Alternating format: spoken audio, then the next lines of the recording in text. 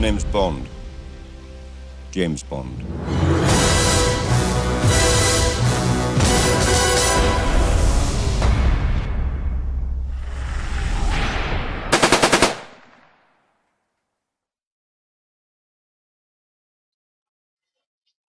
It's amazing to think that 50 years ago, James Bond debuted on the big screen in Dr. No. How many film series have lasted 50 years? It's definitely an amazing accomplishment. I've been a fan for over 15 years, and I decided to choose my 5 favorite films to celebrate the milestone. It wasn't easy to decide, but here we go. It's time to be shaken and stirred. Get ready to take a look at my top 5 favorite James Bond movies.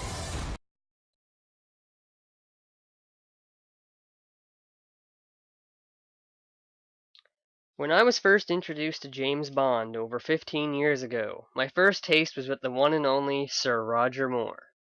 It's no secret that he's right near the top of the pile when it comes to my favorite Bonds. I think it has to do with the fact that he was the first actor I seen in the role, and I just became accustomed to his style. My favorite Sir Roger Moore 007 film ranks on my list at number 5 with Live and Let Die. Live and Let Die was Sir Roger Moore's debut as Bond, and I think one of the things that makes this movie stand out to me was seeing him play the role for the first time. He's known amongst fans as the light-hearted Bond, but in his debut, I actually find him to be ruthless at times. I think his time on the TV series The Saint really helped him jump into the role as 007. Live and Let Die is definitely one of the strangest entries in the franchise, but that is what makes it stand out for me. Instead of focusing on a villain that is bent on world domination, Live and Let Die focuses on a villain who is involved in drug trafficking. The film almost falls on the lines of blaxploitation, as it was released during that era and features many cliches from that genre. It is also the first film in the franchise that has 007 get romantically involved with an African American Bond girl. Speaking of Bond girls, Live and Let Die has one of my all-time favorites in Jane Seymour, who plays Solitaire, a tarot card flipping psychic who falls for 007 after he plays a trick of his own honor with her own deck of cards. The movie features some truly breathtaking action sequences, as well as some disturbing death scenes.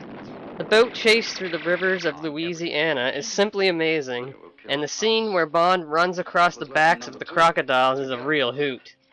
The movie features elements of voodoo and the supernatural, which give the film an eerie tone and something that was completely different for James Bond back in the day. The scene where Bond and Baron Samedi battle it out during the sacrifice ceremony is definitely creepy but entertaining. The ending to Live and Let Die is definitely one of the more memorable finales and really sticks out to me.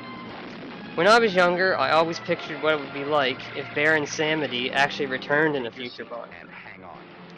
Live and Let Die is most notable for the theme song, which is performed by Paul McCartney and the Wings.